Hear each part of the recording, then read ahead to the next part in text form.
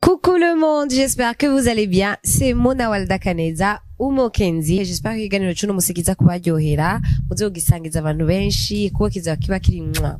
Le sujet y'uno musi narinze ndabicisha amajambo ni gukunda utagukunda. Je pense que c'est assez clair. So narinze kubicisha amajambo kumva ndakasubiramwo Anyway, narinze ndabicisha amajambo encore une fois. Tuwereke umutumire wacu hanyuma yipresente et comme ça on attaque avec le sujet du jour. Salut, ça va? Coucou, Mezeneza, c'est Belle Nice aka the baddest. Sexy mom. Yeah, Chamindra Niji. Shayna, kwekinizwa the baddest. I'm the good and great woman and great mama. Yeah. En fait, tu vas dire salut, c'est Belle Nice, the baddest. What? So finally mugabo bashaka tubona mu ndirimbo ndi bashaka tubona muri okay. So Belle Nice ni wavuze mugabo icyo ukora mu buzima?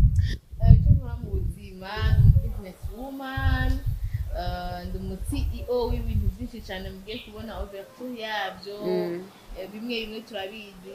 Night fashion igiye kugaruka kandi the fear night fashion luxury bari magaze izo bimeze neza cyane soon as possible turayugura nabyo bya Polridge ubwiza Polridge murabuzi soon as possible nabwo nyene isiye nabyo ndi mu artiste musicienne nkabandi umuntu ashitura abantu nyene iyo bagoswe nako nakazi ukora none vibe queen je vibe queen na kazi mora kwera barabandi hakugira nje mu mariage kwa vaye byakweri yeah uzozi wanjire ku vibingisha abantu cause yes I gotta do. Okay, so Belle Nice, kugira dutangure notre sujet du jour. Nashaka ndakubaza ikibazo comme ça on commence bigize. So Belle, uramaze gukunda wewe umuntu atagukunda? Exactly, yes. Tugirigene byagenze quand même. Okay, donc umuntu finally ego mu nyuma yaje kubimenya ariko avant ntiyigeze abimenya sinashaka ko abimenya naravyigumizamo yari wa wundi yari mu crush ari private bari secret ni amour secret yari umuntu muhura kenshi cyangwa yari umuntu ubonera kure cyangwa muzinanye cyangwa yari umuntu mutazinanye du tout yari umuntu twahura gake yeah twabukaga umuja kuri udufoto kuri Instagram peut-être yeah not one of course. Okay. Liking. Hama abimenye mu nyuma caraciyemwo nasanze ari amoureux nawe ahubwo de toi avant mukundana.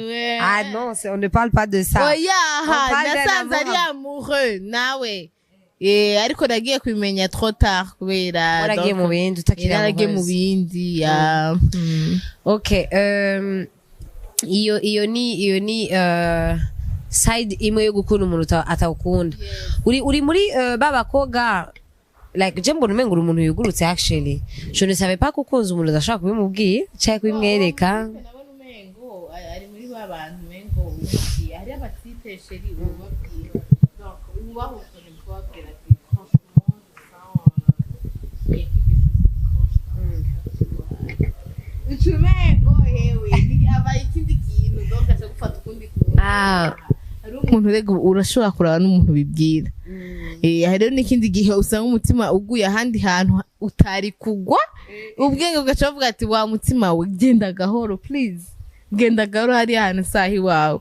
So ariko birabaho biramaze no kumbaho uretse ivyo biramaze no kumbaho uvuze ngo ndugurutse ngo sinureka kubwira umuntu ndamaze kureka kubwira umuntu ko genda mukunda hanyuma navyigeze menya ntavyigeze amenya kandi ntavyo azopfa amenye ko byaramvuye ubu nukibugura kameme nshaka kumubwira ati kera je nageze kuba ndagufitiye amasentima ego duhuye no bimubwira ati ubwo urabizi ko kera nara ndakwibwira gahembe donc voilà ariko rero kubera nkunda kublaga cyane benshi mbere wowe ntushobora ikintu tukaguma turi seriye none.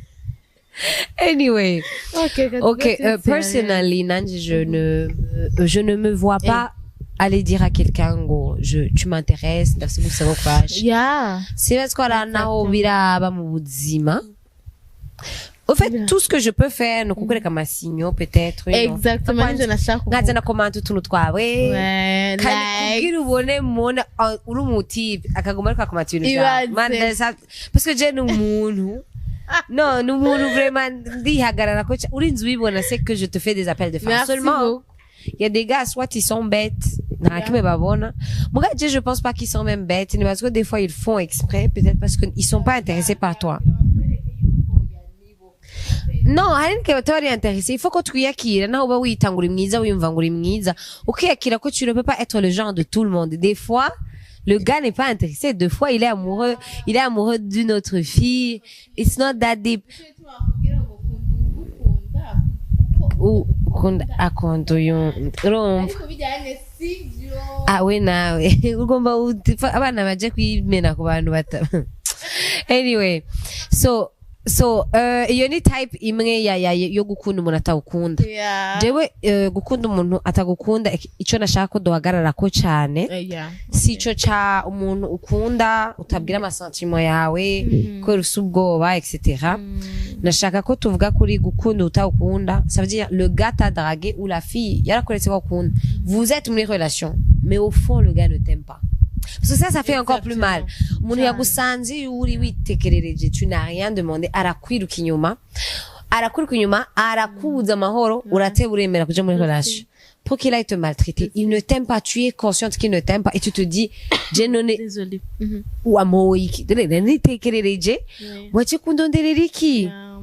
Et le truc c'est que au fond hariyo love bombing abara yarakugiriye avant relation gitangura tellement que mu mutwe wawe tu n'arrives pas kwibagira bijya vyiza yagize nivyo umubona maybe azoswa kumera kwa kundi no ntagukunda, maybe he just wanted sex or maybe yarakunda ukuntu ukundana. Hariyo abatipe bakunda murakundana mugana gukunda akunda ingene mukunda. Il se nourrit de ton amour. Hanyuma arakunda ingene mutreta mugabo ntagukunda.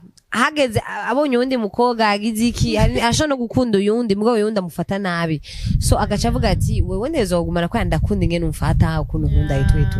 So you need a type of love nashaka kugira like wewe biramaze gushikira ugakundana n'umuntu tutomba amoureuse kandi muri en couple kandi niwe yakudraze hanyuma tu réalises que au fond il ne t'aime pas parce que niyo gutreta gutya gukunda. Oui, biramaze kushikira.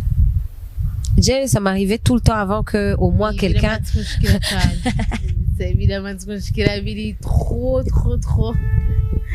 trop dur mengo bingana n'inzu turimo kandi kibabaje ntushobora no kubivamwo ntushobora kuba ubivamo parce que mu mutwe waguma wibwira no you can't tell me ko uyu muntu atankunda nta sens bigira parce que moi personnellement ndasa ma exemple menshi je bimaze kumbako ndamaze gukunda n'umuntu ugasanga carrément arakwihakana mu bantu. Can you imagine? So you can tell me someone loves you and arakwihakana. Bro, yeah, I know. No sakumaza none mona gute yo mona n'umugenzi wanje. Exactly, cyane mu wowe urabizi ko mukundana. Yeah. Mana murara kuri telefone. Nemwe byo gusinzira muratereka telefone ngaho. Of course, I love you. Yeah. Wa. Yeah. Le gars il a tellement no, it's my bestie. You know. Kandi niwe ankwirikira niwe ndondera urabizi ukuntu kankunda uko nyine hewe tsikateka kuga karankunda karandondeye mpaka karaza muri wanje. And then the thing was that désolé bro twomenya muri wanyu gute mutatweretse. And then exactly, and then what happened to me je nuko carrément umuntu arakwihakana emuhebanye. C'est là où il commence à dire que c'est ton ex. Donc tu as dit à tout le monde. That's why nkunda kuvuga. Listen, that's why nkunda kuvuga nta mu ex fils. Nta mu ex fils abo twagendanye bose bon twaragendanye nkuko nakuze. Papa umwana wawe muhebanye ucuvuga ngo si umu ex wawe oya acaba papa w'umwana wanje mugaguma ari umu ex ariko wawe ko nta mu ex byacyane nzoba mfise bisigura ko tuba duhuriye kuri uwo mwana bisigura yuko tuba duhuriye kuri yaguteye inda ngo wu kiragufata mu ruhanga of course peut-être twara nk'abantu bakuze urumva nk'abantu bakuze haba umwana caraza ariko ibintu by'ubu ex nta mu ex Benes afise umuntu wese yiyumva yuko ari ex wa Benes bikure mu mutwe nta mu ex ngira neda mfise abagenzi twagendanye okay na mu ex ufise oya je n'aba ex jewe simvuga gutyo je narakunze mu buzima ego twarakunze mona ariko baramesha ko bankunda aussi ex basi barazi ico kiva muri kiva mu none wonagira nugira ukidusigurira ahubwo ndakubarije ex kiva muri jobuze ngo aretse ko icari ico narenze ngo nibugira uvuga ico isigura mfasha nawe ex none naco tubandanya na suje yacu ndagusaba so umutipe rero mugahebana arashaka gukora mu ex wawe aje gukora mu ex wawe wowe uramuhevye parce que peut-être twabonye que ariko arakubesha man ntabukunda et là carrément il va dire aux gens kwera ngira nta supporta que wowe waramuhevye wewe bamutwenge donc ujya muntu wigira yaciye naguheba kandi twa tubizi en fait les gens sont conscients que tukundana ati ahubwo ujya mukobwa yarananiye yari urera agacagenda aravuga ngo no ufite ni waguma ndondera exactement ibyo rero ndavuga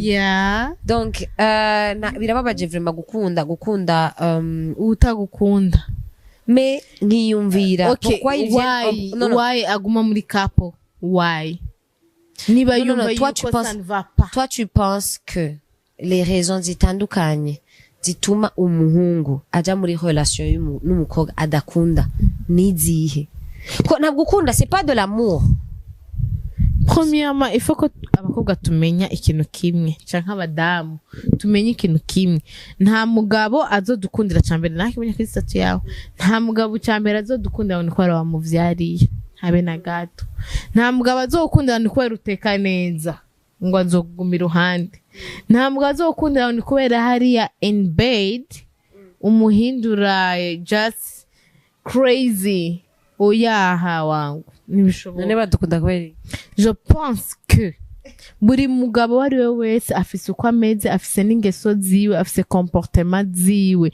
buri muntu wese afise ingeso yiwe donc niba uwo mugabo wawe akora ivyo izo n'ingeso ziwiwe kandi umuntu ntashobora guhindura uwundi si utabona yuko ari ingeso z'umugabo wifuza mu buzima bw'iwawe kid bro run mais uraninga uja hehe parce que des fois on est prisonnière de ce qu'il nous a montré avant.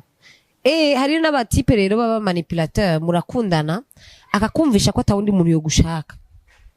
Akakubulinga uza marque de confiance kuri wewe. Kubwira akumvisha ati ufisi bakwe ni bakwe wagiriwe kubona genera gutoye.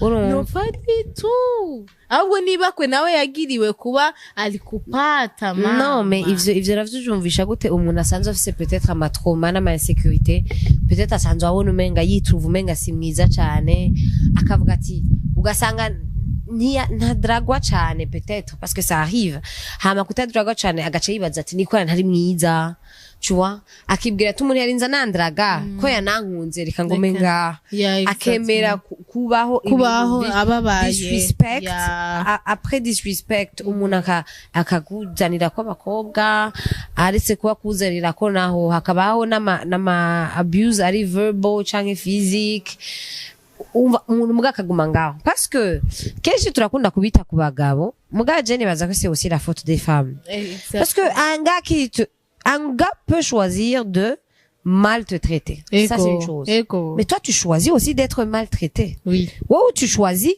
quoi kwemera iyo maltraitance parce que tu es là yaramaze gukora ikintu kimwe tu es resté amaze gukora ica kabiri tu es resté amaze gukora ica gatatu tu es resté donc à quel moment il se dit que il n'a pas le droit ou bien canke je atazokora ikindi kugira uswe mu babarire kandi agaruke arabizi yuko boroshe donc ababizi yuko aroroshe nubwo no mukorera ka kandi ndagaruka kandi mvuge pardon araza kungira pardon donc rero aho novuga rero ko ari ikibazo c'abamoma kuri twebwe ku ruhande rwacu mona umuhungu aragukorera ikintu ca mbere ca kabiri ca gatatu ca kane ca gatanu ariko arabona uguma umubabarira mona nta decision ufata premièrement akwita ikintu atacumaze donc ntacumaze urazi umuntu aja uva mu bagenzi biwe b'abahungu bicaye beko aravuga nawe urasarisha amahano ngo ujya nta kimwe ashobora kungira what ngo ntashobora kuja les gars font ça yes ariho n'uwundi ashobora kukubwira ati ujyanye atamfise ntazoca en fait ntaco azomara ntaco azovamwo mugabo mbere naho kintu nshaka gutahura ni kimwe wowe kuvuga ngo aragukoreye ikosa rimwe kabiri gatatu urahagumye right abatipe bamakora amakosa mugabo tureke kuvuga abatipe n'abakobwa hari abakobwa badakunda abahungu bakundana nabo gukora amahera nabo barabatesta vraiment barabakorera isanga vraiment jido hamwe umuntu nawe avuga ati sa ego jewe umugabo w'umuhanzi baramubeshera fete ni jewe umugabo w'umuhanzi ibintu habinkoreye so abo bantu hari igihe niyumvira vu ko amakosa bazokwama bayadukorera peut-être comment est-ce qu'on est censé faire si à chaque fois que badukoreye ikosa on doit partir? Comment on est censé deviner ko uyu muntu atazodukorera kosa kuko nimba turashobora kubidevina tuzokoma tuje muri relation batugirire nabi ce tugenda cyo mu yindi tugenda tusatwa kuna yinisi yose nico gituma ari ikintu kimwe bakunda kumbaza ngo none ngo nk'imyaka 8 ngo waruri kumwe ngo na Satbi ngumbega ngo byari kumwe kwanza no comment Devuze waruri kumwe peut-être ko ngaho bumvise hanyuma niwe muhebanye ryari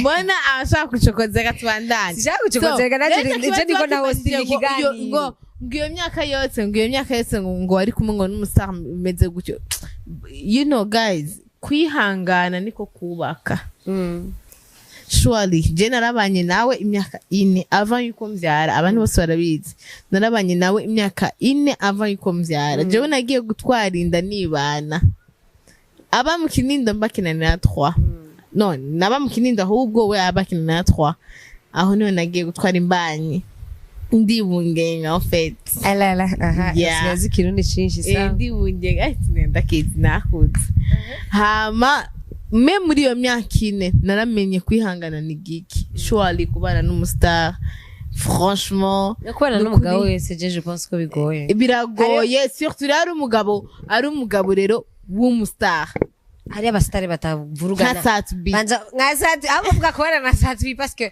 hari abastari batavurugana cyane ni uko hari abagabo batari abastari bavurugana umenga nibo babikora tellement que rero nk'umustar nkujyanye ukacubana nawe ni shuri nize namavuga nti nubwo hazoza igikorotse kivaye nubwo hazoba ari alien kivuye hejuru tindiminize c'est vaccin c'est vaccin vraiment irumva yindi byami en fait byose bivanga kuri twebwe abakobwa niba ubona yuko kwihangana bigeze ahantu rega ntitwoca twiyica kandi en plus nawe ikindi kintu nashaka kuvuga hari abamome usanga ntituragera mu mago y'abantu ego atwita umugore wiwe hari ubunye niko abajene twe tumeze avuga ujye n'umugabo wanje kandi ata alliance yiwe nambaye yunye chane c'est mon homme ton homme quoi ton homme afise abantu benshi bazungurutse hariya hirya none wewe ko banzura indenda ndacavuga kuri ico kintu ninja gato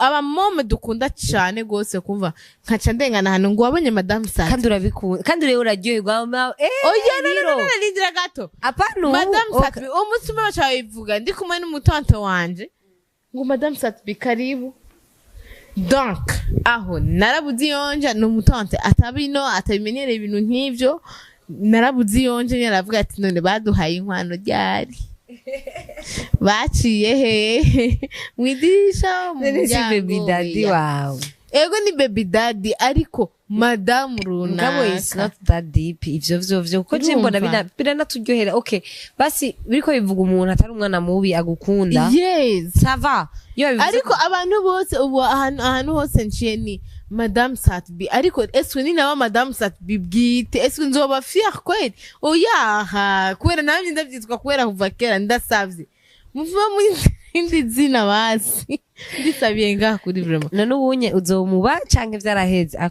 bon ivyo navyo nzi parce que jega yeme nibwiye muri abantu bakunda gukundana bahebana bakundana basubirana antukano banaragendanye na benshi sinuma nari kumwe nawe iyi myaka yose vraiment 8 ans no shatse kuvuga nti muri abantu bagira ama on n'ama off menshi oya okay kandi mufashe decision warafashe vyaraheze rero igenda bigukuramwo je tekire vyazine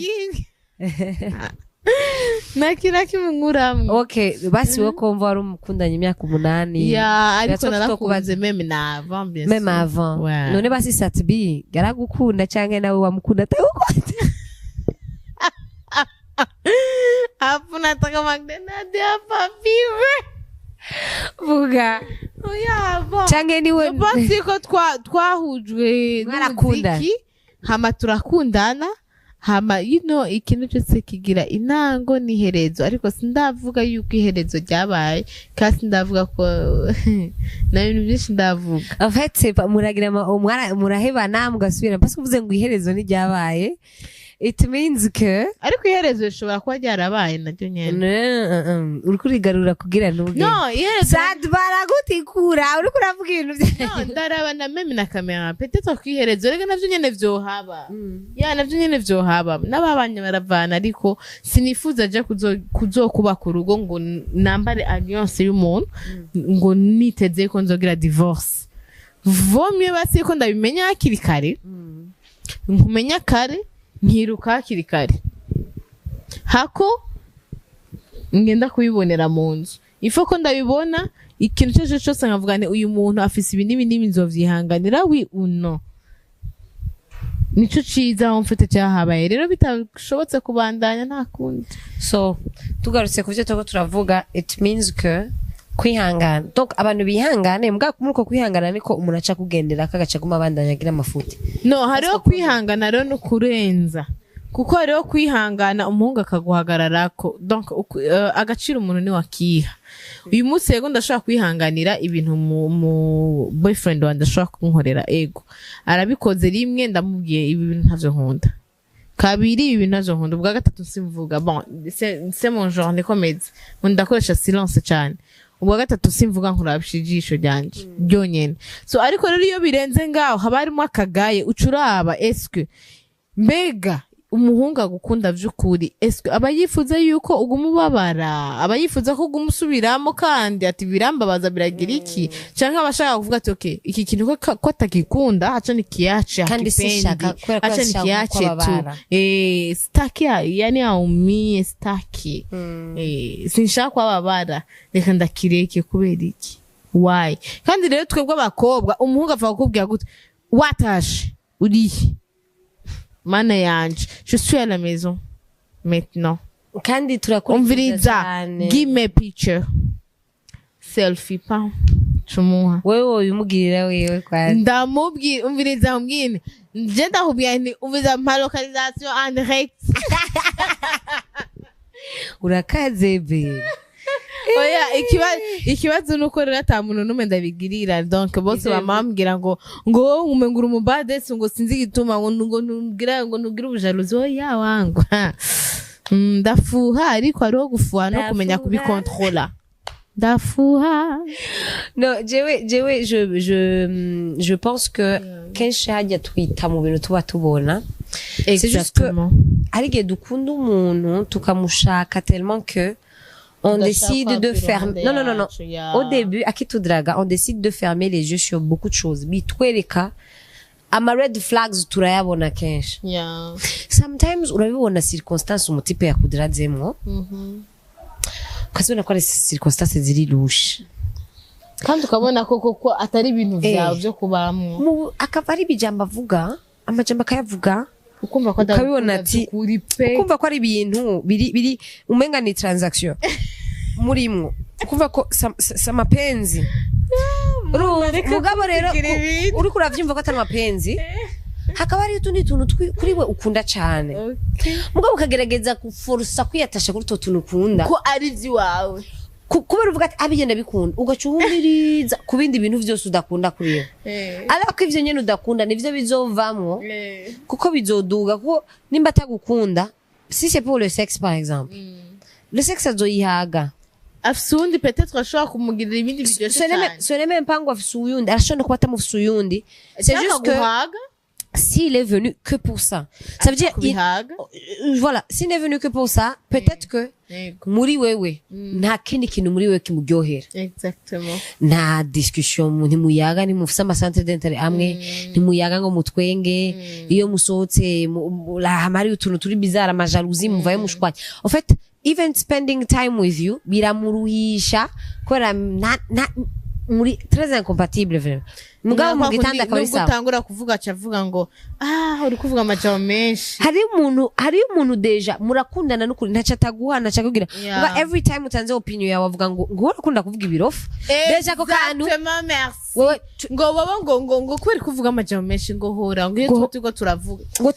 ibaze ukabona umengo oya kubera ngirira bijya bindi gice ntagenda mugurana oya ariko jewe saba shoferi bantwara ahantu hose arungi ukibagira yuko ako kantu nyene umunsi aguhaze uramwagasa deje uri kuravuga tu l'agaces le jour aguhaze iyo agace ni agasma izoba fois 10 ati ho rero na vya bindi yiyumvire ko atezo kurunga kwa mushofera gutora cyangwa zezo gura bambe dufate umuntu baha ibintu byinshi akugurira petete cya gitoro agwamera asaza kanuko suzosaba azokumva ngo urukura mwagasa et pourtant kare ivyo usaba ntivyari bimugora yari yanka gusa ko no hariyo n'undi muntu ashaka kuguha ikintu ego iyo mwanya yakweretse yuko abiguhaye kubera tu es son bébé ariko mundi mwanya nimwashwana ico kintu azokivugiraho urabizi yuko ari jewe ndaguhibe urabizi yuko ari wa musi naguhaye igitoro ariko mwe ntimushima abakobwa ntimushima bon abahungu nabo nyene ntimushima reka tureke guhagarara ku bakobwa gusa cyangwa ku bahungu gusa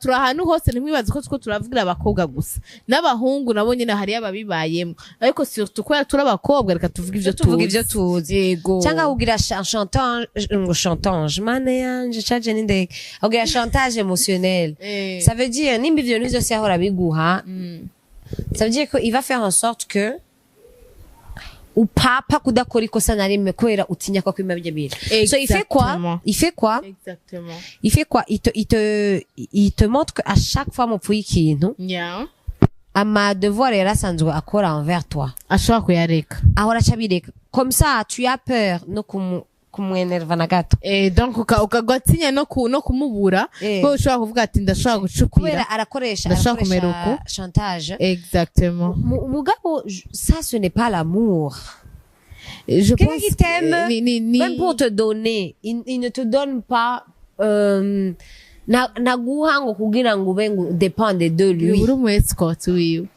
uri mu escort wiwe oya naguha kugira udépende de lui aguha kubera iyo aguhaye ugacuvuga thank you baby arakunda uko kuntu uvuga thank you you know like tu vois ni uronse ikintu mugabo ijya reaction wagize wewe iramuzuza that's love like he gives you because he loves you. Il veut te faire plaisir. Il ne te donne pas pour que tu sois dépendante de lui. Hanyuma ngwachata kugira ko chantage kuri ivyo bintu. So that's not love. No. That's not love. Kandi hari n'amakaye yandi menshi cyane par rapport à ça. Les gars bari bafise aba mome cyangwa abagore like mukundanye ashaka guhindura ibintu byose kuri wewe like de la tête aux pieds gushika naho aja muri nta bagore murabona bagira mariage bakata imishatsi yego bakagira imishatsi naturelle Pentecôte yego umugabo wanje yambare batakunda imishatsi ugasanga yamuhindura la tête aux pieds nta vernis même na ka manicure basikajya kamazi basikajya ça veut dire toi ce que tu aimes ne compte plus. Ça veut dire, ok, je peux comprendre, nimba urusoka cyane ashaka kubuza akagabanya cyane gose kwero bagiye kuba. Tu sais venir me dire que tu m'as aimé et tout ce que tu as trouvé sur moi ou qu'on a aimé. Tu n'aimes pas ça. Dis-moi comment tu m'as aimé, comment je t'ai plu. nimba maquillage ari abagore Oui. badasubira kwimakiya Oui. amabiju ntibasubiye kwambara Mais pourquoi Bari rero wari tu m'as wankunze ubwa aimé? mbere. Mais pourquoi tu m'as aimé? comment je t'ai plu je ne comprends pas hanyuma agaca kubwira ati Oui. oya je shaka umugore wanje ameze gutya gutya abagore bameze gutya baruzuye deja first of all hein? kubera iki none utagiye Ko- kubashaka okay. kubera ko utagiye kubasanga aho bari kubera iki wewe waje iwanje vyagenze gute kuba mbona na makeup imeze gutya ugaca umbwira ati ibi Comment je bintu ndabikunda t'ai plu? kandi wankunze mfise makeup so ahantu mvuga ko that's not love hein?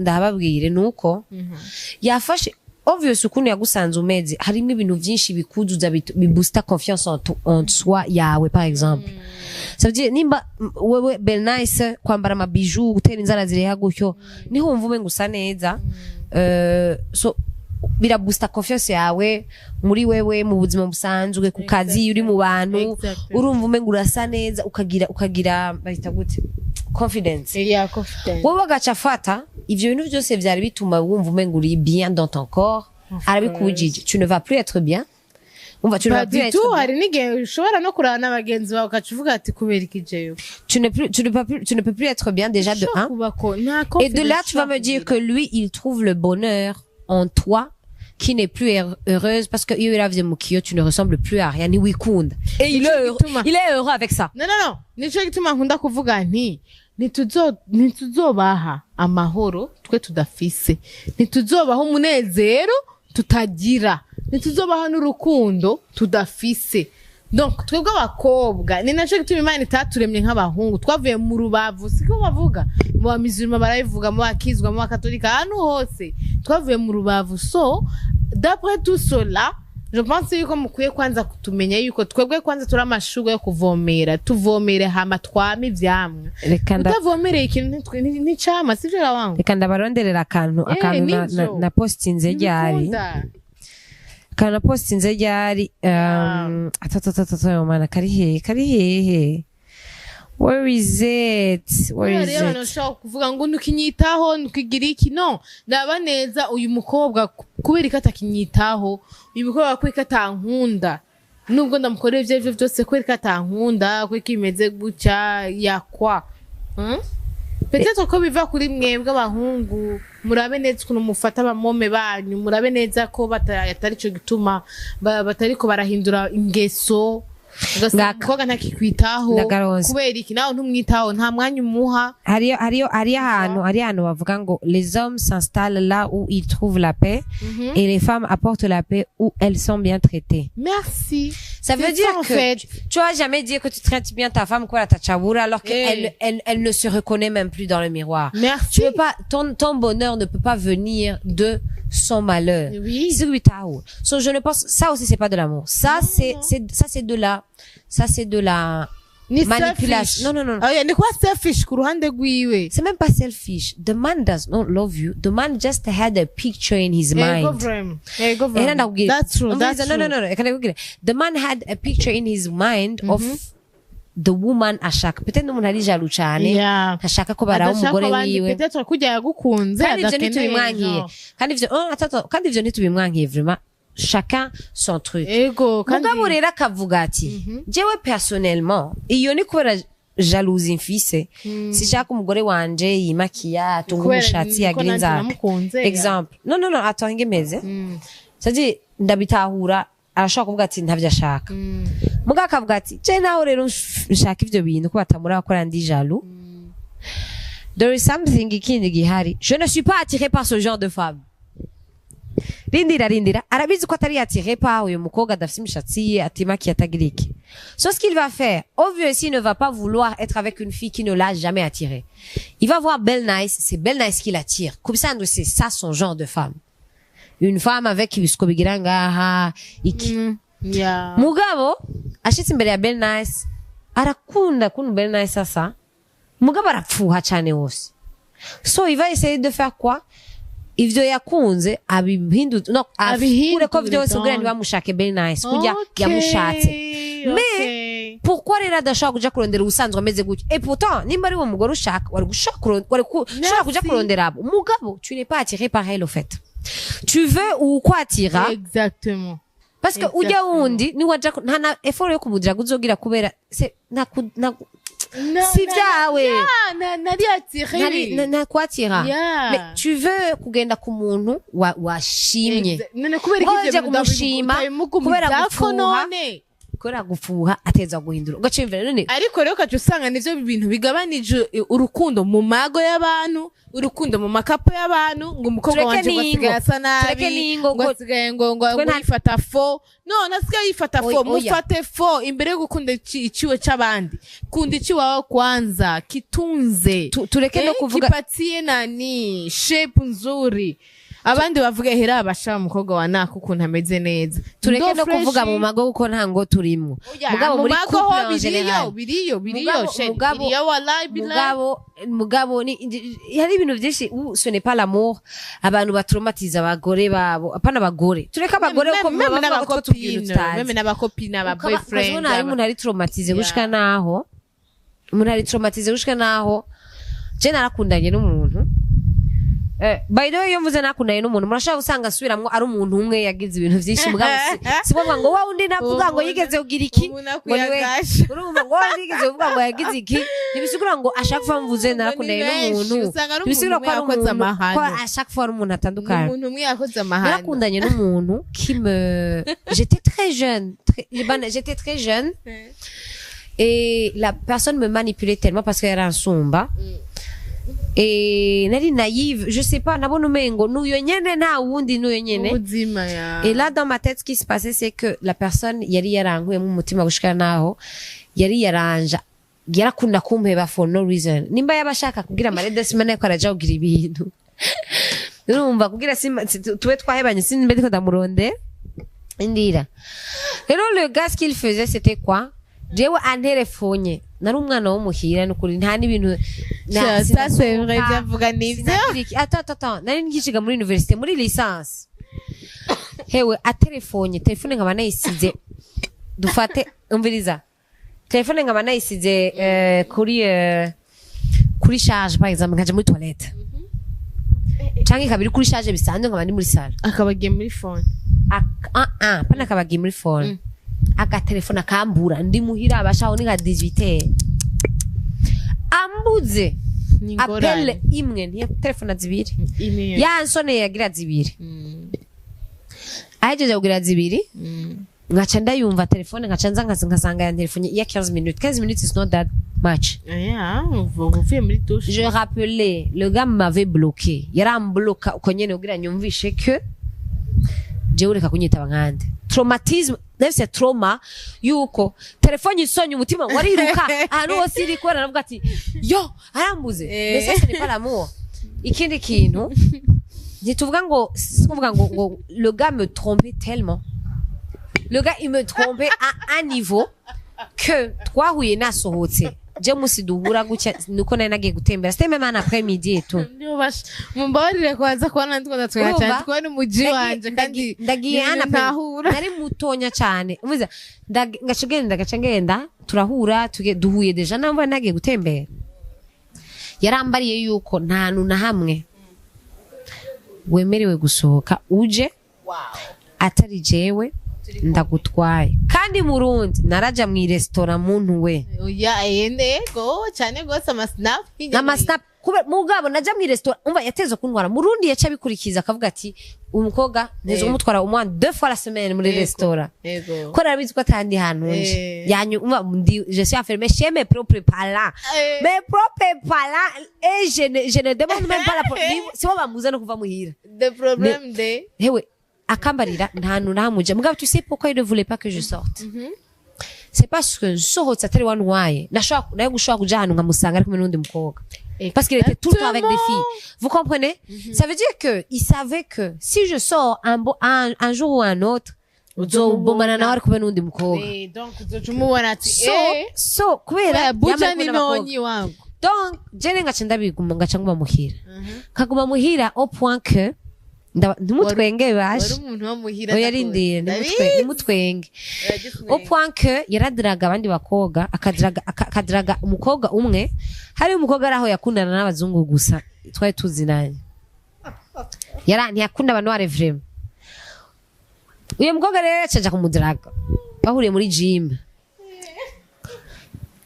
akadira garafira rafi akamuha amapoto jewe ngo rukuba kwawe babarira I don't do black nikundi aba white agaca mu block aje ku mu blocka le gars arafise nimero 3 none menda cyane azibuka ntarafise amanimero yoroshe yarafise umenga ona mobe na ekonete umenga na limitere navyo nzi something like that le gars aho uri hose vraiment sinibazo waza kubiraba iyo mana n'umuntu wa non hari kera cyane je ne lui en veux même plus je m'en bats les couilles de lui mais umviriza je m'en bats nababaje umviriza ubunye gusa mbona niyumvira ati mbabazwa nuko ubunye ndavyiyumviriye nukubera mvuga umenga innocence yanje barayikinishije nkabwa ni si méchant why would you do that to a little girl urumva I was loving you ico gihe the thing rero was that hacaba ndibagenda nigeze amanimero le gars kora bamburotse kuri WhatsApp akaca ngo telefonesha indi nimero la fille agaca yibloka bimwe vya bloquer ce correspondant genre ikacita muri liste noire ushika na mu telefonesha ya gatatu la fille m'a contacté murumva igene ivyo bisarisha uramara ukaburana wishira donc yaguhamagaye wewe arambarira urashaka kubwira umugabo wawe akama amahoro wow kashambwira yakugize umuntu azambwira uko indi kashambwira yakugize iki agaca afata agaca kubita screenshot akanya kingene yamubloke urana ko musi yabanze muri WhatsApp vous avez bloqué ce contact aje kubloka agaca nyereka ingene amapere ashika nka 10 yamutelefonyera ve nindi nimero ngwi nimero nayibrotse ngwi nimero yindi sigwiwe ndayizize ku mutwe niwe ngaca ngenda basha yo mana mona warakapaju gaca ngenda kumubwira yo mbonzone oya hashir oya ngamara ngashtamubwira yo sorry sana ndamubwira aho rero sona tawuri nuko ramba ko iyo disrespect ndamara maye Chingenda kumubwira abasha kwa nabona umengo basha chimgakirana ubizi bino nacina mubwira ngenda ndakabajushe ubizi ngenda namubwiye namubwiye kwa nandi twamvanga cyane n'abantu benshi batandukanye navuga nti nkamubwira umukobwa wariwe araza findinga une histoire amera konte yo ugira mbeshe so simvuga quelle fille kugira ntamenye wariwe agacambwira sheri none Chewe ndabizi kumvanga umviriza Nshuri mana ndasavye ndabizi kumvanga kandi vraiment umviriza kandi vraiment ndakubabariye naho takigongo wansavye umviriza rero je shaka basi kugira basubireke barira ikintu nakora kugira ndagikora bireke canke ikintu nkora nabi kugira kinyenyo ndagikore neza sheri umuntu wazi ibintu yacyambwira yacyakubwira donc uwo utawiteze en fait oya nta kintu nakimwe yambwiye yaciye ansumvya amanyama nta n'amanyama nari mfise oya kandi wowe ufise ingorane imwe narakubujije kumviriza abantu bo hanze narakubujije kumviriza abantu bo hanze urazi rero ndakubwira ikintu je uranduhishije bihere niwe yaciye ampeba kandi aje kumpeba ubwo gwari urukundo gabasha sur 2 semaines plus tard il revenait yababizi ko cyane mwakira mugabo yavuga ati uwore kana gateye ubwoba umviza ubuho kwana gateye ubwoba bakabona ko shaho gaheba kaca gatekereza nigasura kumbuza amahoro n'ivyo bintu mugabo yabari kugira nyereke je peux te quitter numa ntusubire nivyo wumva iryo kosa ryatumye ndaguheba ubwa mbere ntuzisuguye goga mugabo agashikara kwakubwira reka je ndagukunda shene nuko gusa utumva we ni wumva urangora ubuza kumviriza ibintu by'abantu kandi ubona abagabo bakeneye amahoro nibiki kugira turondere ubuzima mbe ibyo bintu nibiki gahewe oya twebwe nta mahoro twe dukeneye ngo umugore aba ngo umugabo ngo ategereza kugira ngo amahoro ngo na respect ngo nivyo abantu bagabo bakenera none okay respect urayihawe none iyo respect je nzoyiguha gute mu mwanya uri umugabo wibarabara no paditu ugenda kudrago je nzokwifata nk'abandi nzokurespecta gute nzovuga ni n'abandi barakuzisha akanuko sibunye mupfa n'umutipe aca kubwira ngo uraza akazi niriwemo ngo ivyo byose ngo turiga turasohoka bibaza ko amahera ava bibaza ko amahera ava he urashaka kuva ku kazi muri stress wacha ntahira muri stress ibaze he uretse ukuntu bibabaza umuntu akubwiye gutyo none eske wewe wibaza inyuma ya success y'umugabo wari we wese mama avuga ko hama hari umugore swata abari umukopine wiwe swata abari umugore wo mu nzu swata abari umufiance wari inyuma yiwe amuhayo ma ideas swata mama wawe inyuma y'umugabo wese mbere asha no kubatamuha amayide mugabo ahubwo ari hafi yiwe ya accompagnement uko yutashe izo basi izo yide nizihe ubwo abagore babaruhisha abagabo usi babatera induru tureke kuguma tuvuga ivy'abakobwa bavuga hari n'abandi bagore usanga umengo ntiwemeye ibyo umugabo akubwiye duku ariko rero birangoye kuvyemera ego ariko basi kizire muha amahoro tuvyo tuziye niwe muha amahoro cyo kintu ushaka kubabwira gusa hari ibintu vyinshi bituba ko basha mu makouple je pense ko muri commentaire baza kubitubwira vyinshi byo baraza hari ibintu vyinshi bituba ko mu makouple tu es conscient que on ne t'aime pas ouais run bivemwo nabivuze kuva kare run hari ivyihanganirwa twese turi mu makouple hari ibintu mushwana n'umuntu mufana n'umuntu kihangana it's not that deep ukabona ko ari erere yamubayeko cyangwa ukabona ko wari wamushavuje nawe we nje tuma kwishuye nabi things like that mugabo hari n'ibindi bintu bantu b'Imana franchement wenye nubivuga tu uyu muntu this man atata apana ngo he does not love me this man hates me cet homme me déteste hamwe nyene wowe urabibina gukorera ukavuga ati kandi yo kaca wibaza ati none niba nyanka why aguma inyuma yanje why aguma ndondera why je tugumana so kubera gukura ko petete no ni giki none cyane kwera woroshe kuza arakugarukako arakunda pouvoir agufise he likes the way he feels iyo arakunda ingene yiyumva iyo ariko arakugira ko iyo pouvoir nawe ukayimwemerera exactement abantu bari muri commentaire ndasavye ibintu byose tutavuze ibibazo byose twibagije tutaronkeye inyishu please muze kubitwishura basi turasavye vraiment hari ibintu twabaza reka ndagira iyo mutipe ingene navuye ndamuheba aba ndasavye atubwire kubera twarahebana akampeba ahandi ngamuheba kora vyandengeye agacigaruka bigaca vyanka navuye ndamuheba basha le jour namuhevye cakumvisha yuko hari igihe igikombe kicuzura bavita la goutte d'eau ego cyane gose ikintu yankoreye kugira ndamuhebe si ikintu casumba ibintu vyose yaramaze kunkorera karakantu gato gutyo mugani bazi ko karakantu karakaguta karakantu kazakiyongera mu bindi kugira biseke kugira mvuga ati this is too much le gandi bukatwaravuye naravuye muhira hari umuntu yari yapfuye habaye enterrement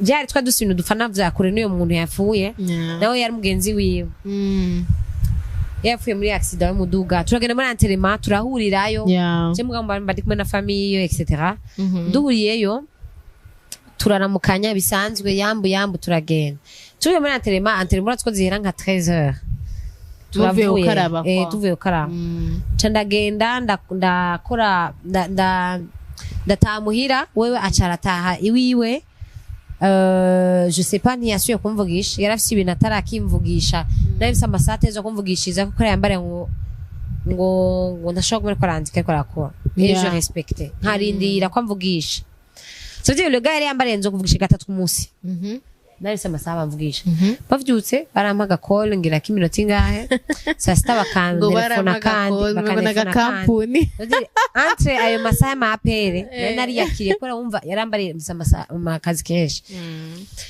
kacane bakantelefona nka 5 minutes hagati muri iyo midi hanyuma iyo midi heze mwijoro rero c'était pas tous les jours j'avais un appel hari yakubwira ko yashitagwa mu gitanda aryama sinze ko yararushe nahandi yagutelefona 5 minutes basha byari ivyo vyonyene merci the thing rero that happened is jecho genari nkora émission kuri CCIB yitwa la soirée des nouveautés. Yego. C'était en 2016. Mwumve muharure mfise nzokuza Yego. 27 ans. Yego, Muharure man. imyaka nahise muri 2016. Yego. Muce mumviza igituma nari umwana. Rero nari nkira kamisi et tout. Hewe, rero ce qui s'est passé c'est que je l'appelle ngeze muri émission genre à 19h. Émission yatangura 20h. Twakorana na Armel. Armel umemsi. Yeah. C'est comment. Yeah. Ndamutelefona, allo chérie, bite ni sawa? Bite ni sawa. None kutasuye kutigeze umpamagara kuva duhuye muri entraînement. C'est-à-dire ni mu gatondo gushika iyo 19h. Jewe natevye ndevuga ati Okay, reka ariko yavuye kubaza ukazi. ati, Yavuye mu kazi. nawe Nari yakiriye ko batandondeye cyangwa bandondera Ntacyo nandika ka message uramurondera. gusa. Oya, nandika ka message gusa sindamukoroka. yeah. Urumva ngene j'avais les kugubera navuga nti ndamusavye zarandondera cyane gusumba Yeah. ahava mbara ndamukoroga. Yeah. Ubwoba rero bwo ko bampeba gaca da telefone allo oui none kutasuye kundondera acambwira je ufite naciye naha nabajya batipe wumva abandi bari kuwe muri entraînement hanyuma ca turataha ca umukozi wese yuko izina giye wacarambarira yari atetse ca turasangira etu ndi kumwe n'abantu n'ubu turacariyo toce kunywa bikimuhira urumva ivyo nana kimwe shere ça va toujours ok ca nambwira mugabo wari gushobora kubaza si ça va parce que urumva uheruka kumvugisha mu gatondo duhuye naho nyene muhuye duhuye Yeah. muwanyandikiye tu sais ce qu'il m'a dit wa muntu atanemwe telefone ari wa telefone gatatu ku munsi yaperengera za 5 minutes canke 2 minutes nari yakiriye ko nta musaba ibintu byo kubanyandike deja narahevye il m'a dit une chose wa mona na uragorana ngo nukuri ngo tu m'étouffes c'est ce qui m'a fait mal nari yakiriye deja ko sindamwandikira do you understand sindamwona misi yose ko arafise akazi kenshi et tout mugabo acavuga ngo je l'étouffe ça veut dire yaraje no kuvuga ikintu kiri inexistant kitanarico ndavuga ni juste pour me faire mal uyo munsi namubwiye umvirize oya hari ababetufa ari ivyo babetu nari narafashe sur moi tutakivugana cyane kubera yambariye ko atamanya fisi tu sais ce que j'ai dit namugariye umbabarire cyane niyo munsi wanyuma nace mpindukiye sinasuye kugaruka yaragarutse nivyakunze ya exactement nivyo namama acambwira abakobwa iminsi yose dufashe decision turateba gufata decision ariko iyo tuyifashe trop dur acambwira ngo canambwira umbabarire cyane ko ndakwetufa me mu buzima sinzopfa nsuye kukwetufa umbabarire ko ndakwetufa nico navuze ico kiye canaja kumubloka mwameje kumubloka naga ni no ndadebloka kwanza ndandika page waningena abakobwa twandika resi myaka 19 mba 18 navyo urabona ko je vraiment naragerageje ntako naragarutse plein de fois j'ai voulu vraiment que ça marche une chance deux trois and again and again nagize ntako sinagukoreye sinakuvanze ndi mugabo wowe ngorera misi yose umengo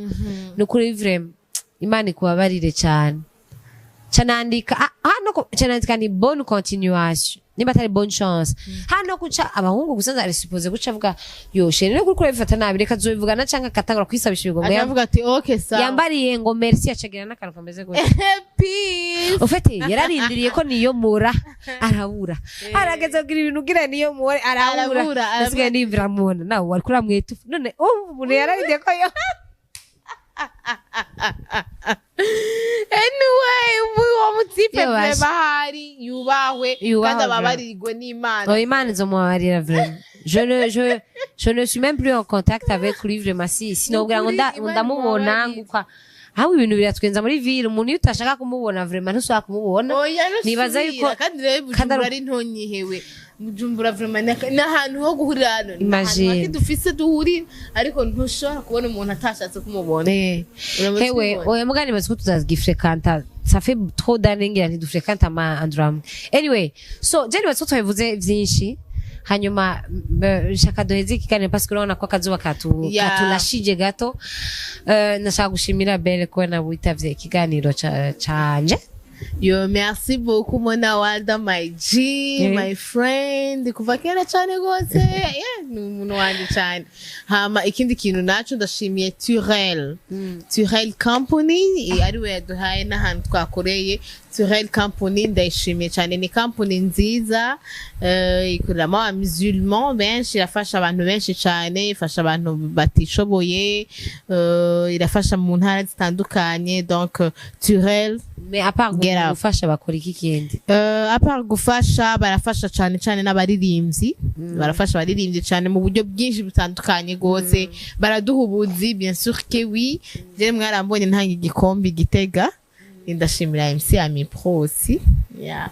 Ok, so merci beaucoup Belle, merci beaucoup abadukurikiranye twe mwese, subscribe, like na comment, hanyuma mushoboye kuduha utu experience twanyuma mu commentaire muduhe, hanyuma umuntu mubona abaye mu situation twatwo turavuga gucyanye defa natwe two turiterera inkuru. C'est juste que mwe muko muratura two turatera inkuru, nababwira abantu, hari abantu benshi bakunda kuvuga ngo mbona nguravuga cyane ngo gusumba umutumire, hari ikintu mutaratahura. This is a kind of podcast. Yes. Siri gonna muwaza ubuzima bwiwe, ça veut pas dire ko ivyo two turavuga ni waba bizi kunsumvya. Quand j'ai une idée ndayivuga parce que on est venu parler. Voilà.